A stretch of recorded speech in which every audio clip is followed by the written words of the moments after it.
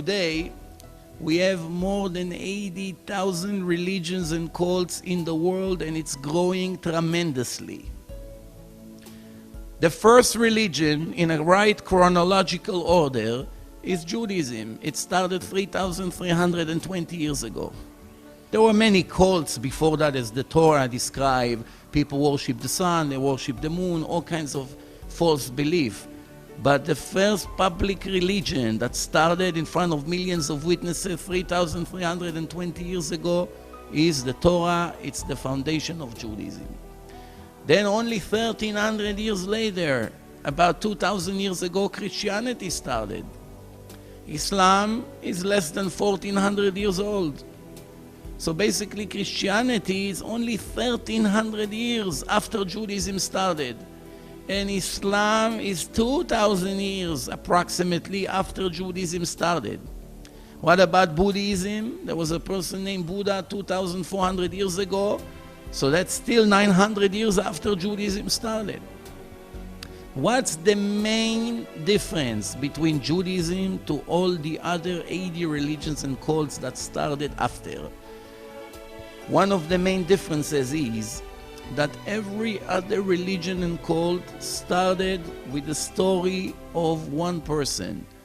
None of these people who brought their book or brought their claims to the public were able to supply even one sufficient proof that the angel spoke to them or God really gave them a book or a mission. None of them. I'll give you an example. Obviously, we don't have time to waste on reviewing 80,000 religions and cults, so we'll speak about the three major one or the fourth major one. We'll start with Islam.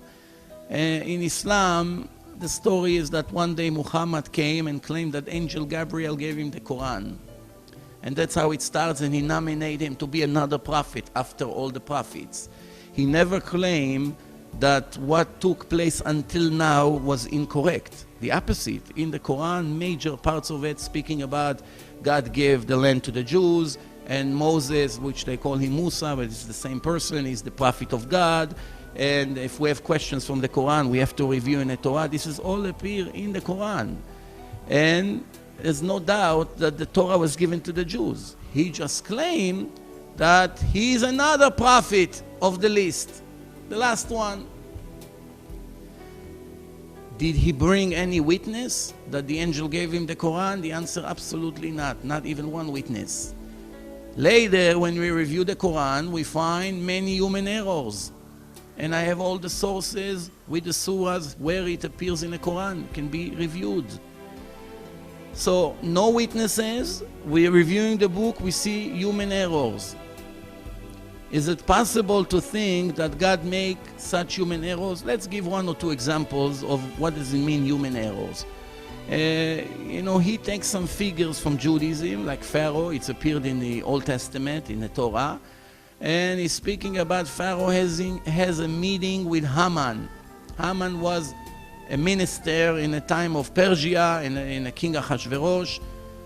Haman was born approximately 900 to 1,000 years after the last pharaoh died.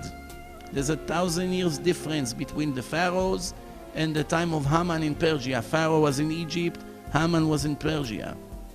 According to the Quran, Surah 40, 36, 37, it says that Pharaoh and Haman and their advisor were sinners. They copied that part right. And Pharaoh told his servants, I know you have no other God but me, which means he made himself God. They learned it also from the Torah. And as we continue, it says that I want you to build me a tower that I can go all the way up, etc., etc. But the point here that Pharaoh and Haman could never see each other. The person who wrote that book made a mistake in the right chronological order of the generations, and he thought that Haman and Pharaoh lived at the same time, and he made up an appointment or a meeting between them, which could never take place. As we continue, another example, let's take from the Quran. It's in Surah 28, verse 7 to 9. It's speaking about the wife of Pharaoh raising Moses. Now we all know, since the Muslims admit that the Jews received the Torah, in our Torah, which was 2,000 years before, it says that the daughter of Pharaoh, her name was Batya, she is the one who found Moses in the Niles, and she took him out and raised him. Not the wife of Pharaoh, the daughter. They made a mistake. They wrote that she was the wife of Pharaoh. Critical mistake, human error. And she says to the people after she found the baby, don't kill him. Maybe we will have a need for him. He will come for us. And they give all kinds of examples. But the main thing here is that it could never be the wife of Pharaoh, because it was the daughter of Pharaoh, and they admitted that the Torah was given to the Jews in public. Another mistake, in Surah 19, 27, 28, it says that Virgin Mary, she is the mother of Yossi, of Jesus, according to Christianity, the New Testament. They speak about her in the Quran. And all of a sudden we find out that this Mary, Miriam in Hebrew, she is the same Mary or Miriam that lived 1,300 years prior to that. Which Miriam they claim that it's the same Miriam? The sister of Moses and Aaron, which lived 1,300 years before. They mix between two different women, that their name is Miriam, and they made them into one person.